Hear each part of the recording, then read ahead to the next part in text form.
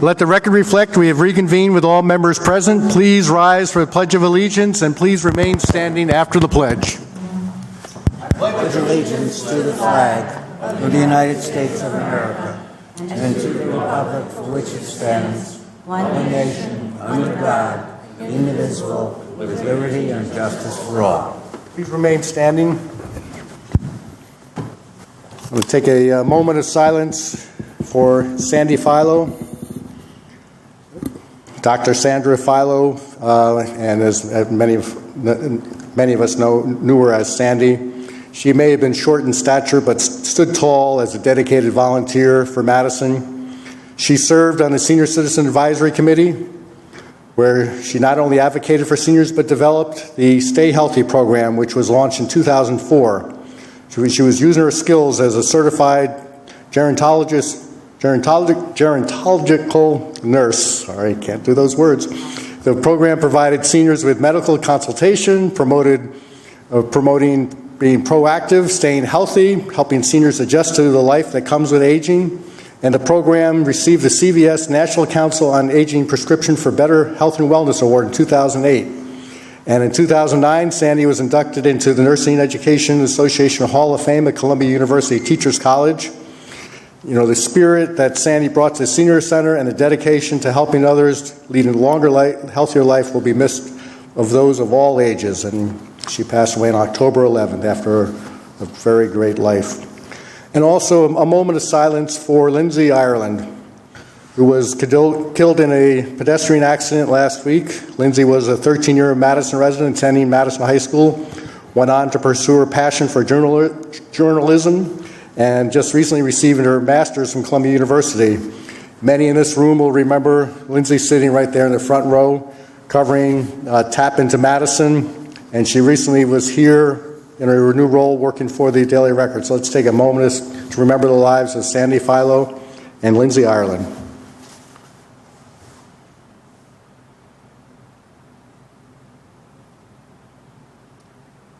Thank you.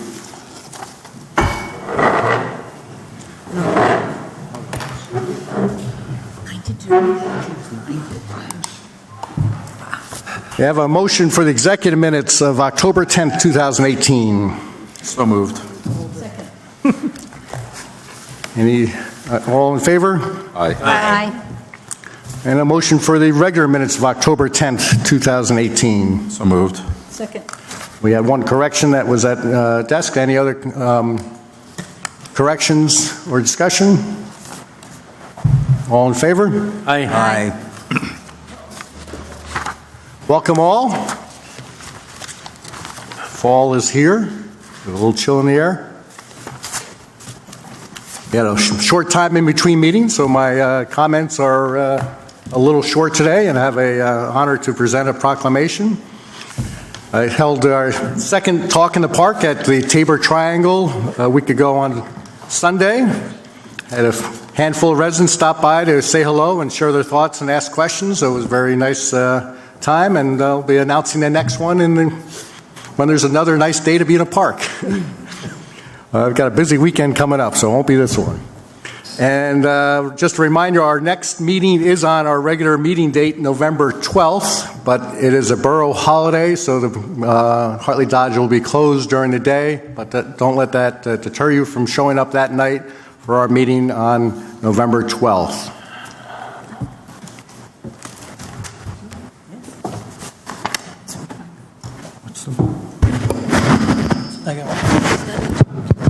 Okay, yep. George, you want to come on up?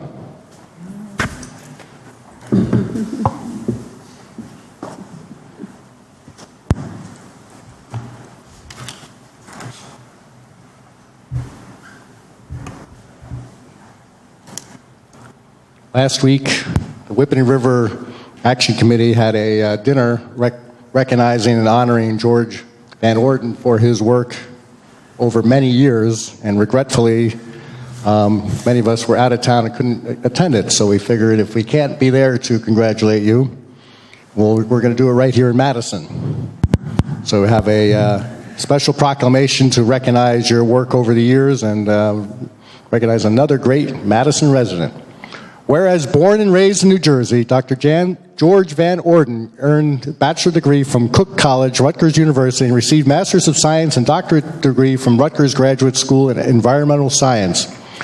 Whereas he served as a health administrator, health officer, environmental specialist for the Township of Hanover Health Department covering the towns of Hanover, Harding, Morris Township for over 30 years before retiring in 2015. Whereas Dr. Van Orden worked with the New Jersey Department of Environmental Protection on the Whippany River Watershed Project, serving on committees responsible for developing the state's first watershed model and first watershed management plan. And whereas Dr. Van Orden documented the transition of the Whippany River from a severely degraded river in the 1980s to a healthy ecosystem and co-authored A Cleaner Whippany River, which is a manual for municipalities on better management practices for reducing non-point source pollution. And whereas a founding member and vice chair of the North Jersey Health Collaborative, Dr. Van Orden was appointed New Jersey Mosquito Commission by Governor Corzine and to the New Jersey Drinking Water Quality Institute by Governor Christie. And whereas as adjunct professor since 1983, Dr. Van Orden teaches environmental and public health courses at Rutgers, Drew University, and the College of St. Elizabeth. And whereas, at resident Madison, where Dr. Van Orden and his wife, Kathleen, better known as Kat, raised their two children, and Dr. Van Orden served on Madison's Environmental Commission, Water Utility Study Committee, as Madison's representative to 10 Towns Great Swamp Watershed Committee, and the Whippany River Watershed Action Committee. And whereas, as a recipient of many awards in recognition of his distinguished career, leadership, and contributions to environmental science and public health, Dr. Van Orden was honored at a reception on October 17, 2018 by the Whippany River Watershed Action Committee for his years of service, commitment, and dedication. Now, therefore, I, Robert H. Conley, Mayor of the Borough of Madison, on behalf of governing body, extend thanks and appreciation to Dr. George Van Orden for his commitment, dedication, and outstanding contributions to environmental science and public health. George, congratulations. Like to say a few words?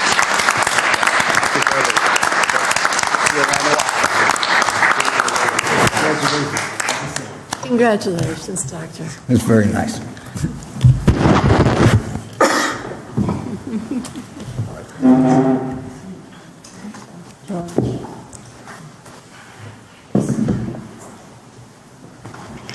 And now for reports from committees.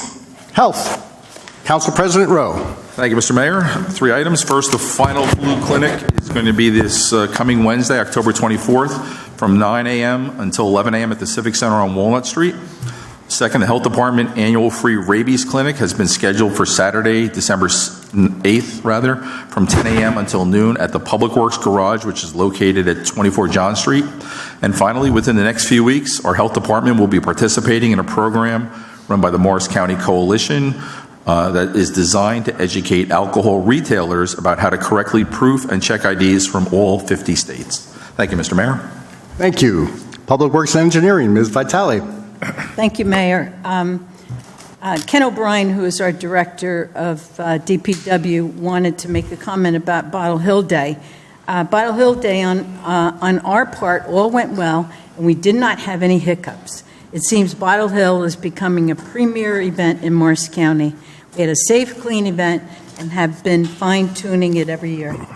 So although they worked very hard, they were very pleased with the results. The mechanics department, they service and repaired police vehicles. And I hate to say this, but they're servicing and repairing the snow blowers and getting those ready.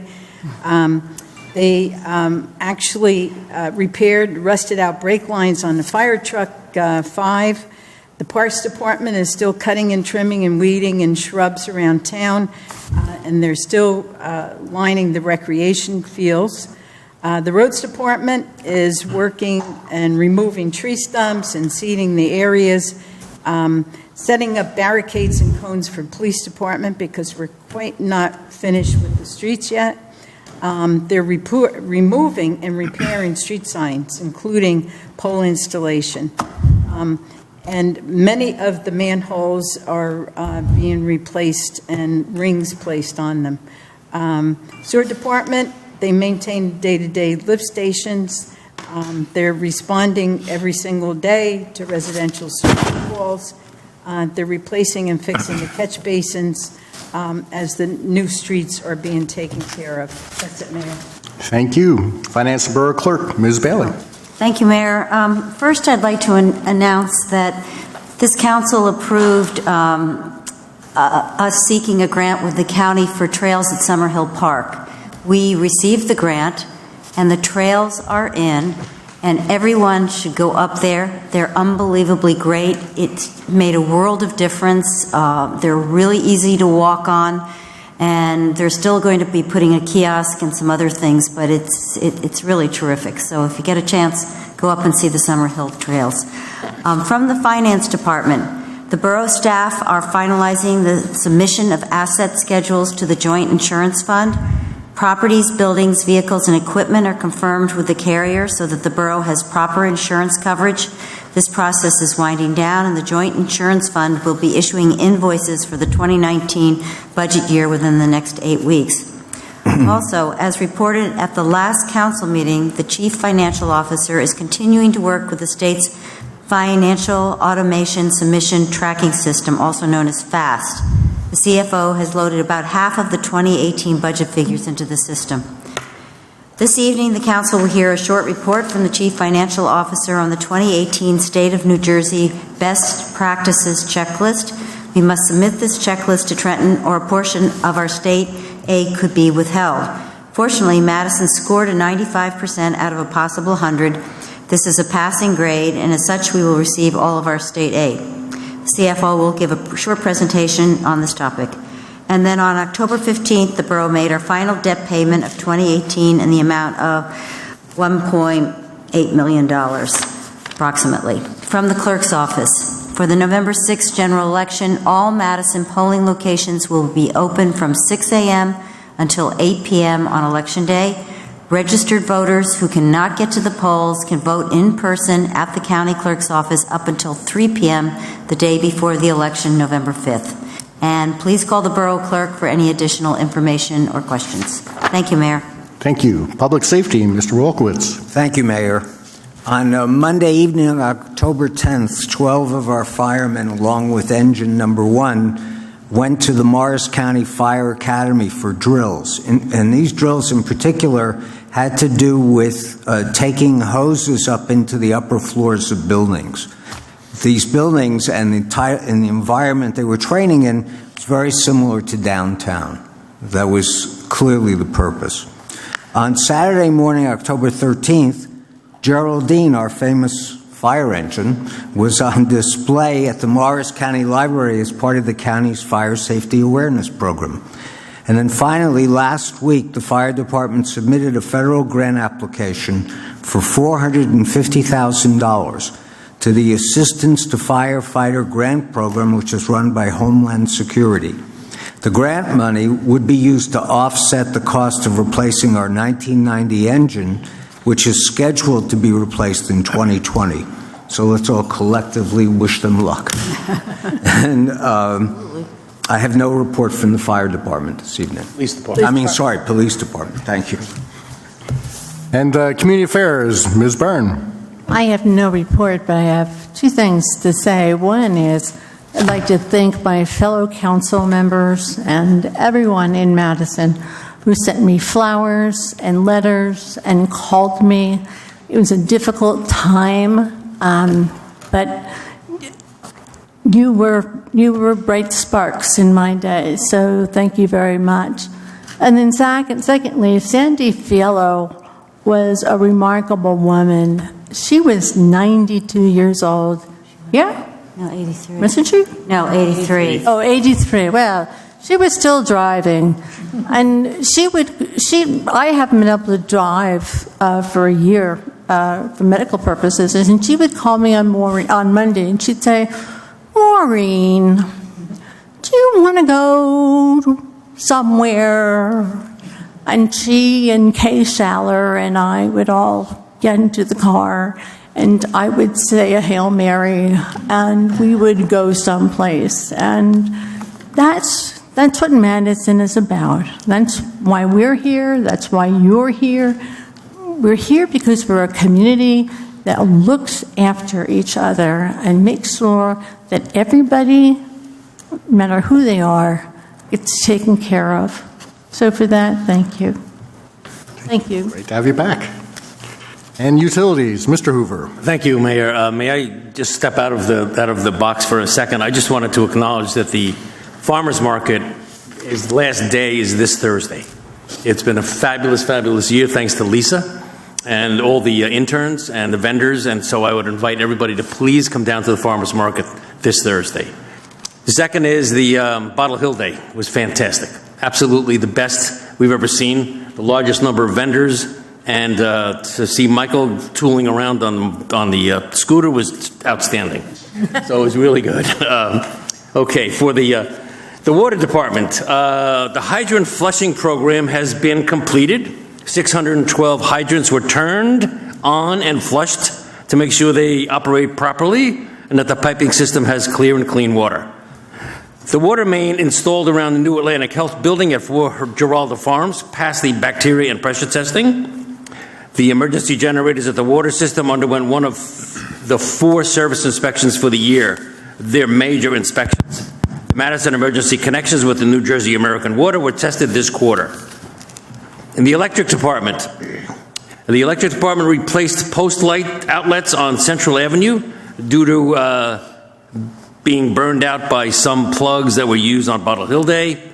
The car and pole accident at 174 Shunt Pike this past year, they had to replace a pole, and they removed large branches all over town due to the windstorms. Replaced a pad mount transformer at Madison Green Village condominiums. The old transformer was leaking, which is not safe. And the American Electrical Testing will be testing and doing maintenance at our substations as part of a 3-year contract. The first step is taking oil from the transformers and sending it out to be checked. Thank you, Mayor. Thank you. Any communications or petitions? None received. Thank you. Now we're on to our first of 2 invitations for discussion from the public. This one is limited to items on our agenda discussion, which is one item, as you just heard, the current year 2018 best practices inventory. And you also may comment on any resolution. If you want to comment on anything else, you need to wait a few minutes and we'll be calling you up shortly on that. The resolutions, so you know what they are, if you want to comment and understand the consent agenda when that comes up. 285, resolution authorizing advertisement for a ski program coordinator. This is a position paid by the ski program to make sure that there's a person with them every week. 286, awarding professional service contract to VCOM for dispatch center upgrade. This was funded through Ordinance 31 and is not to exceed $28,750. 287, authorizing the annual Christmas Committee Parade on Friday, November 23rd, beginning at 5:30. Mark your calendars. And we have a series of holiday-related resolutions here. As Resolution 288 is resolution authorizing extended parking hours for the holiday season. So from Thanksgiving through December 31st, all the 1-hour spots on Central Business District will be extended to 2 hours, and signs will go up to indicate so. On 289, which is permitting restaurants, bars, and taverns to remain open until 2 a.m. on, it says Thursday, which it is, November 22nd, but easy to remember, this is Thanksgiving Eve, one of the biggest reunion nights in town, so Wednesday night will mimic the weekend hours. Resolution 290 is professional services contract to Mott McDonald to design facility upgrades to potable well A and B treatment plant in the amount of $28,500, and this is funded through Ordinance 18-2018. Ordinance 291, awarding services contract to Omland and Osterkorn for surveying in the amount not to exceed $3,450, and this is at the park area next to the museum. Resolution 292 is awarding bid for purchase of new unused electric utility meters and water meters, and this is the amount of $186,528.42 funded through Ordinance 10-2018. Resolution 293, awarding contract to JoMed Contracting for water main replacement in the northern section of Greenwood, the amount of $414,852.35, and this was funded through Ordinance 18-2018. So those are on the consent agenda. If anyone wishes to comment on any of those ordinances or our best practices, please step forward, state your name, your address, write the same on the clipboard, and state the resolution you're commenting on. Seeing none, I close this part of the meeting, and we move on to agenda discussions. And our CFO, Jim Burnett, with best practices inventory. We know what your threshold is when it comes to finance. Thank you, Mayor. Appreciate the opportunity to address council on the best practices checklist. Boiler up, Purdue beating Ohio State this past weekend. I was there and had to leave at halftime because my mother-in-law was cold. So, anyway, the state issued the best practices checklist on October 15th, asked for it to be turned around within a month. As in years past, a portion of state aid will be withheld for towns that do not complete the checklist or towns that do not attain a certain grade. As Councilwoman Bailey announced, we fortunately have a grade or a score of 95% out of a possible 100. We'll quickly go over the three answers where we had to answer no out of the 61 questions posed. There are also two discussion items that I think we should have that are referenced in the best practices checklist. For those watching on TV or on this evening, this will be posted on Borough's website tomorrow. It's 61 questions posed by the state of New Jersey. Some of them are repeat questions. Many of them are new, surprisingly new. One of the ones we had to answer no to was, do we own an electric car? We didn't know we were supposed to. It never notified us that we're supposed to do that. Another one was specifically in regard to, excuse me, should have had this teed up here, was, has the municipality adopted and implemented a more restrictive pay-to-play ordinance for purchasing than the state's pay-to-play laws? Again, we abide by the state laws. We didn't know we had to have an ordinance that was more stringent than what the state tells us to do. So those were two of the three that we answered no on. The third, and therefore can't count as a point, the third is the segregation of duties. We've talked about this numerous times at meetings where we've discussed the audit. Segregation of duties, for those who don't know, primarily gets triggered when a municipality, of which the vast majority in the state of New Jersey do not have a separate cash collection window from the department that's providing the service. When you come to the Borough of Madison, you go to the building department and want to buy a construction permit, you pay and you get the permit. If you go to the health department down on Walnut Street, you pay and you get the permit. The only way to resolve this segregation of duties would be to have a separate pay window, and that would require the resident to go to Walnut Street, ask for what they need, find out how much they need to pay, come to a pay window here, pay it, go back to Walnut Street and obtain the permit. Or go upstairs to construction, go downstairs, make the payment, go back upstairs to construction. The additional staff required, almost all towns choose not to pursue that. We have instead other internal controls in place to make sure that there are no issues with the small amount of revenue that we collect. So those are the three topics, scoring points that we had to say no to, so we ended up getting a 58 out of 61.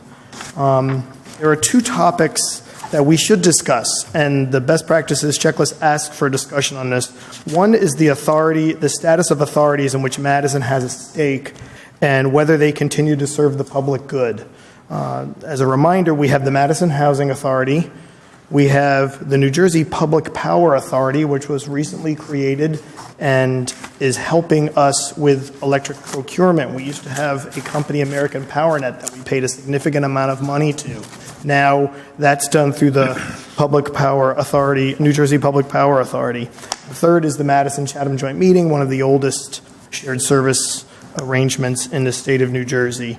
So I pose the question, or I believe based on the number of conversations we'd had over the months and years, that there are no questions or concerns with the authorities and that they continue to serve the public good. If anyone has any questions in that regard or questions for Ray, now would be a good time. I think they serve us very well. Okay. The second is the state came out with a regulation, and they wanted you to be aware that they came out with it. It's the ability to have electronic funds transfers to replace paper checks for payments of certain bills and claims. It's an option. Right now, we are satisfied with the way we're currently doing business, which is the traditional paper check. It does give us a better audit trail, we feel. That doesn't mean that we won't consider this down the road, but one of the best practices checklist was that, did you discuss this with the council? So I included that local finance notice in with your packet, which discusses the purpose of it. And I believe administration and finance both believe that we're well served with our current process. One question about that. Right now, I'm assuming it takes multiple people to issue a check. Yes. If you were to switch to an electronic system, is there the same type of safeguard? Absolutely, yes. There is, okay. It takes multiple approvals to have that happen. So what would be your concern about switching to that? I'm assuming there's got to be some benefit that the state thinks it would have. Do we not see that? I actually think it's that contractors are looking for quicker payment. That's part of the purpose of it.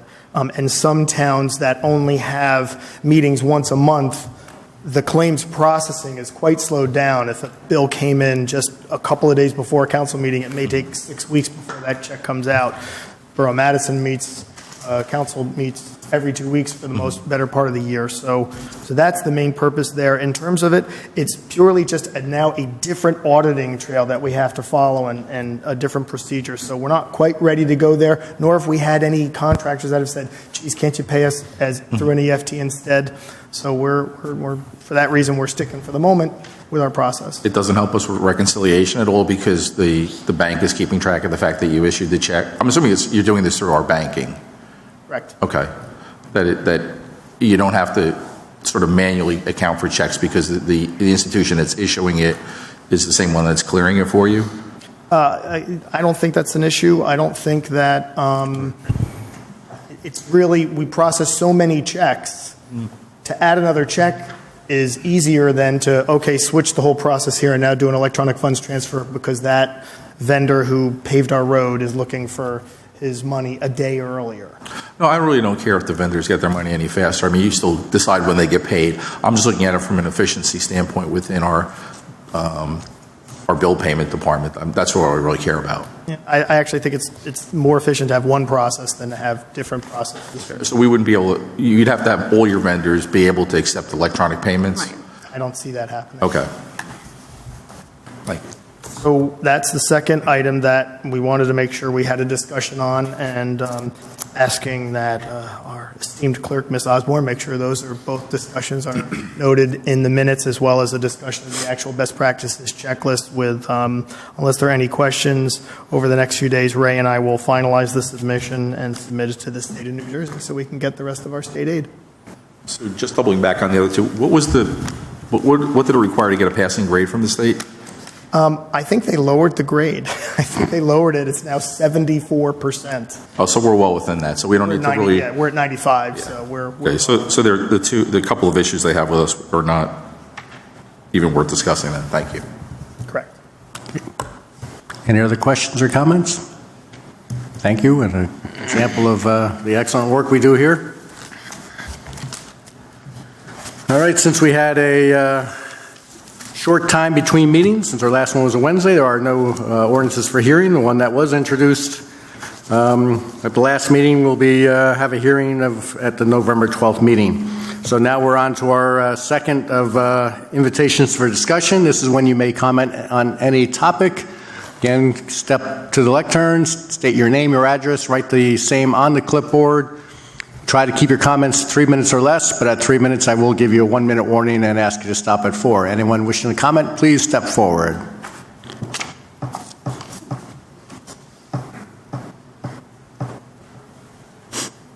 Jerry O'Donnell, 74 Central Avenue. How's everyone doing? I'm calling to discuss Central Avenue. I'm sure everybody's aware of the condition the road surface is in right now. For one, as it is right now, it's tough on my car suspension, for one. My main concern now is, it's kind of embarrassing to me to have this in front of my house looking like that for 4 or 5 months now. And for two, you cannot snowplow there. There are many of the temporary patches are above grade. You're going to run a plow down there, you're going to rip up the ground. All those patches are just going to get yanked out. So if we get a snowfall before they finish, and that's not going to be soon because I hear PSE&G is going to do some work there, I am in serious trouble with A, my car, or B, not being plowed at all, or only being plowed to a certain level to avoid that problem. Okay, I'm trying to see has anybody thought about this? B, from what I understand, PSE&G won't be starting work until, they should have started today, but I didn't see anything done there too. They have to trench out, I'm sure, to do this. Okay, so you've got the time of trenching, you've got the time of them filling it back in again, and then if you do it properly, all those temporary patches should first have some rock put at the bottom first before you just go and put the asphalt on top, because it's just going to sink. And you're going to have to put a whole new road surface on there again. So you've got a lot of work to do before it snows the first time. And I looked this morning, it was 32 degrees. That's snow weather. Okay, does anybody here aware of this, for one, or have a plan of attack on this? Yeah, if any other questions, because what we do is allow you to make your statement and ask the questions, and then as you sit down, we'll answer your questions. Okay, it's just, and then you just want to say, too, on top of everything, I live in Madison, supposed to be a nice town. I invite people over. It's an embarrassment to see that road and have people come in. Doesn't give them a good idea of where I live. Thank you very much. Thanks for taking your time. Central Avenue is a county road, and we have an update with... We do, Mayor. The county will start paving. They awarded a contract on September 12th. Work is supposed to start on Monday. Our engineers attended the pre-construction meeting, even though it's not our project, to make sure to impress upon them the urgency of getting this done before, as you indicate, the winter weather, and also to coordinate the schedule because it affects 2 schools, Central Avenue School and the high school. We were able to reduce some of the scope of the work. They had anticipated putting in some handicap ramps in areas where we didn't have connecting sidewalks. When we informed the county, it didn't make sense to have a connector to something that there was no walk where the handicapped person would walk to or roll to. They reduced the scope of the work, and they thought that would speed it along. They're telling us it's going to take approximately 15 business days to do the project. The actual milling and paving will be the smallest portion of the work. The handicap ramps that they are on the corners where they are connecting the sides will take the longest. And the only other thing we're working on is trying to coordinate the paving in front of Central Avenue School for I think there's a school break for teachers' convention, and that the county has agreed to do the work in front of the school when there's the teachers' break for the convention. But other than that, it's a county project, so we've been on it. The mayor and the governing body has instructed us to stay on top of them, but we don't control them. So we've done the best we think that we can to get them to pave it. They indicated that if they hadn't awarded in September, they were going to pave in April of 2019, and we told them that was totally unacceptable. So as of now, the asphalt plant is open, and they can still get hot mix. So our hope is that they'll get this thing started on Monday and do it in quick order. Thank you. And there has been quite a bit of communication and coordination between the borough and the county, and also PSE&G getting the gas lines in, getting the water mains in by the borough, and making sure that happens, and certainly put the pressure on that it happens this fall. I'm right around the corner from you, and I don't like riding my bicycle on Central at all at this point, so I'm looking forward to it being done. PSE&G is done. There is no more PSE. And there is no more PSE&G work to be. PSE&G is done. I mean, they're working on Sampson, and they're going to be working on Albright Circle and other streets in that area, but they're done on Central Avenue. Anyone else wishing to comment, please step forward. Seeing none, I close this part of the meeting. And we move on to introductions of ordinances. Will the clerk please read the statement? The ordinance scheduled for first reading has a hearing date set for November 12, 2018. Will be published in the Madison Eagle, posted on the bulletin board, and made available to members of the public requesting copies. I call up Ordinance 49-2018 for first reading and ask the Borough Clerk to read said ordinance by title. Ordinance of the Borough of Madison appropriating $46,000 from the General Capital Improvement Fund to purchase 2 truck bodies with plows and equipment for the Public Works Department. Mayor, I'll move ordinance 49-2018. I'll second that motion. Any council discussion? Roll call vote. Mrs. Vitale? Yes. Ms. Bailey? Yes. Mr. Wolkowitz? Yes. Mr. Rowe? Yes. Ms. Byrne? Yes. Mr. Hoover? Yes. All right, consent agenda resolutions. The clerk, please read the statement. Consent agenda resolutions will be enacted with a single motion. Any resolution requiring expenditure is supported by a certification of availability of funds. Any resolution requiring discussion will be removed from the consent agenda. All resolutions will be reflected in full in the minutes. Mr. Mayor, I move resolutions R 285 through 293-2018. I'll second. Any discussion or any that need to be pulled? Maureen? I'd like to pull R291 for more discussion. Okay, so consent will include all but 291. Okay, roll call vote, please. Mrs. Vitale? Yes. Ms. Bailey? Yes. Mr. Wolkowitz? Yes. Mr. Rowe? Yes. Ms. Byrne? Yes. Mr. Hoover? Yes. A motion for resolution 291. Moved resolution 291-2018. Second. Discussion.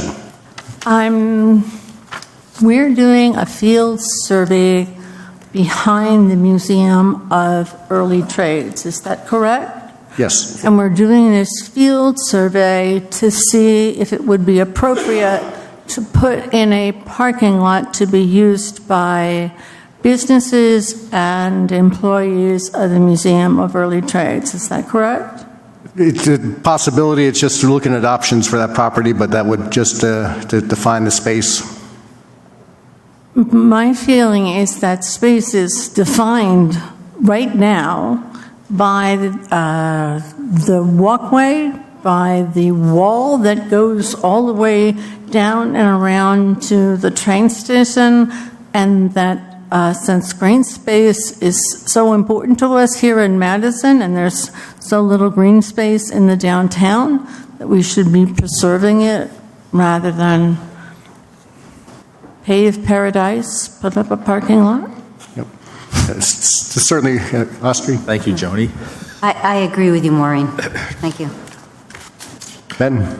I'm sensitive to the same thing. I was just wondering, though, if it would be possible to put in a line of trees that could be very attractive, and therefore you wouldn't see the parking lot from Main Street. And to be clear, if this goes through, this is just surveying, and this is certainly no commitment to any future. I know, but if there's no taste to do it, there's no sense. But Yeah, that's my feeling. Why would we spend? Yep. $3,000. Okay. Yep. Pat. How many spaces are we expecting it could possibly yield? Hard to tell. I see Lisa coming forward. That's the purpose of this survey and the tree inventory, is to see what the potentials are and to see whether it's something we should bring back to the governing body. Maybe Lisa can share some information. Yeah, I'm the one who requested this be done on behalf of the DDC. This parking thing is kind of news to me. The DDC has been looking at that property to do potentially a sculpture garden, etc., but we can't move forward with any plans for that till we know where the property lines are. So that was the original intent for this. I believe at some point the museum wanted some parking for a few of their employees, and I guess that got rolled into this in some way. But that was not the original request. So as far as this resolution, maybe what we can do is, better define the options. Right now, we're not too sure whether a sculpture garden is a reality or whether a few parking spots would be preferred. And maybe this resolution is too soon. Well, I think no matter what you do, you need to have the space defined. You need to know where the transit property line is, We asked that the tree locations be noted as well. This is something the DDC's been hoping to do for probably 6 or 7 years. So I don't think it should be put on hold. I think we need the survey regardless. I think what we need to do is go back and look at the parking situation, because I don't think there's a lot of hope. I talked to Deb not that long ago about parking there. Okay. Maureen? Why isn't the DDC paying for the survey? Well, because it's not our property. So the thought was that the property owner should do the survey. But I mean, if necessary, the foundation could certainly pay for the survey. I have the same concerns also, because, I mean, if it's to be a sculpture garden, it's 3,500, or let's see how much it is, 3,500? 3450. Is a lot of money just to do a field survey to continue to keep the park, but put some sculpture in it. Well, like I said, I mean, nobody knows, nobody has a survey of the property now. So that was the concern. Nobody knows where the property lines are, et cetera. So that was the point, was to define those. As I said, if you reject it, I'll bring it back to the DDC, but it's not the DDC's property. John, and Ben, and then Pat. Yeah, I kind of agree with Lisa. I sat on a couple of years' worth of the DDC meetings, and Russ Stern brought this up all the time. And so did the PIC, the Program Improvement Committee, brought this up as a possibility to look at what we might do with that property, being it's sitting there. And so they were looking at they're trying to look at the options that can be used for. And I think in order to do that, the first step has got to be to define the property, what it is, its boundaries, and the condition. So for me, I would support it. And I guess the thought behind that was the fact that as you come under the overpass, it was a welcome into Madison downtown. Right. Exactly. Ben? Yes, I've heard 2 potential uses for that property. I have no idea if there were other potential uses that have been discussed, but I think it would be useful, a little bit of cart before the horse, if we could get a better understanding of what's intended, either in terms of parking or in terms of a sculpture garden, which I actually prefer, but I know we need parking. And then go from there and determine if we had to go to the next step, which would be to have the survey. Because if there's no agreement on the application, I'm reluctant to see us spend close to $3,500. Pat? I concur with Ben. Okay, and Carmela? Yeah, I think what the problem is here right now is that the resolution is very vague. Okay, so there's a lot of consideration that we have to take into. I can't even envision anybody parking there and trying to get out. I agree. It would be there until extraordinarily midnight. dangerous to put parking there. Yeah, it's like you're disturbing, the Unico situation there and whatever, and you don't want to do something like that. So I think that what's happening is this resolution is very vague. I think what we could probably ask you to do, Lisa, is just bring us a little plan, so that this resolution can actually make a statement as to what we're going to do and feel better about, The problem was I have Russ Stern wanting to create a plan for this to be a sculpture garden, but he can't do it without the survey of the property lines.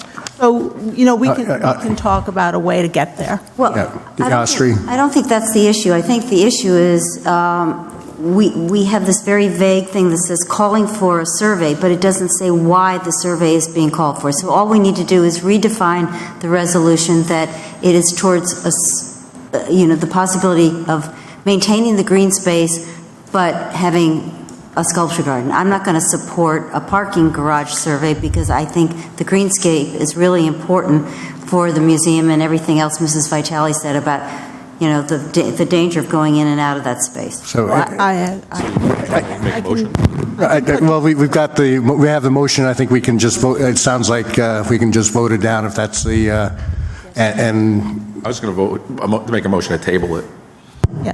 You make a motion to you do that first. Okay. Yep. And I'll put a proposal a more... Okay, I think that's a better idea. yep. So, I don't want to just turn it down. I'll make a motion that we table R 291-2018 until such time that we have a better definition of what we're trying to Second. accomplish. Then you need a roll call. yep. Roll call vote? Mrs. Vitale? Yes. Ms. Bailey? Yes. Mr. Wolkowitz? Yes. Mr. Rowe? Yes. Ms. Byrne? Yes. Mr. Hoover? Yes. All right, thank you. And there is no unfinished business. Approval of vouchers.